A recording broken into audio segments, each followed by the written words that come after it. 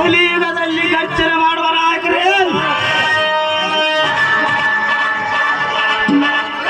ನಿಮ್ಮ ನಿತ್ಯ ಗೆಳಿಸಲು ಹುಟ್ಟಿ ಬಂದಿದ್ದಾನೆ.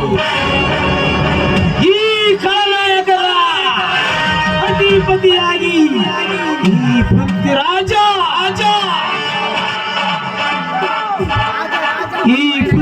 ಮನಸ್ಸು ಮಾಡಿದರೆ ಭೂಗರ್ಭದಲ್ಲಿರುವ ಬಂಡೆಗಳು ಭೂಮಂಡಲವನ್ನು ಸೃಷ್ಟಿಸಿ ಭೂಮಂಡಲವನ್ನು ಗಣಗಳ ನಡೆಸಲಬಲ್ಲ ಈ ಪ್ರಳಯಾಂತಕ ಪೃಥ್ವಿರಾಜ.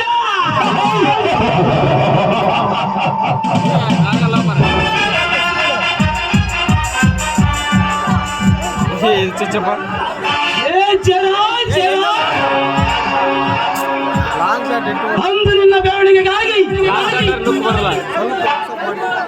ಬ್ರಹ್ಮಾಸ್ತ್ರವನ್ನು ಪ್ರಯೋಗಿಸಿದೆ. ನಿನಗೆ ಎದುರಾದವರಿಗೆ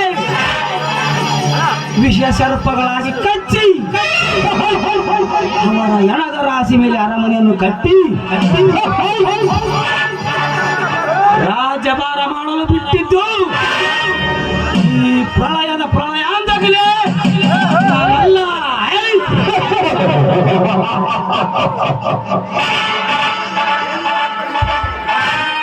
ಅಂದರೆ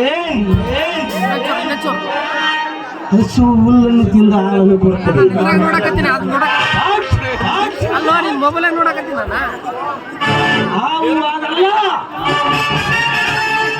ಹಾಲನ್ನು ಕುಡಿದು ವಿಷವನ್ನು ಕಚ್ಚುತ್ತದೆ. ಅಂದಾಗ ಈ ಪೃಥ್ವಿರಾಜ ಕಾಳಿಂಗ ಸರ್ಪ ಇದ್ದಾಗೆ ಬೆಕ್ಕಿ ನಡೆದವರಿಗೆ ಅಮೃತವನ್ನು ಕೊಡಬಲ್ಲ, ಎದುರಾಗಿ ನಿಂತವರಿಗೆ ಹಾರು ಕೊಡದಂತೆ ವಿಷವನ್ನು ಕೊಡಬಲ್ಲ.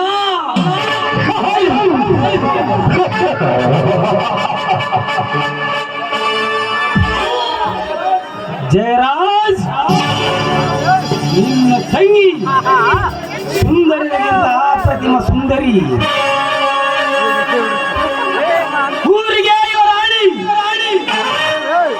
ತುಂಬು ಯೌವನದ ಉಪ್ಪು ತೆಗ್ಗುಗಳ ನಡುವೆ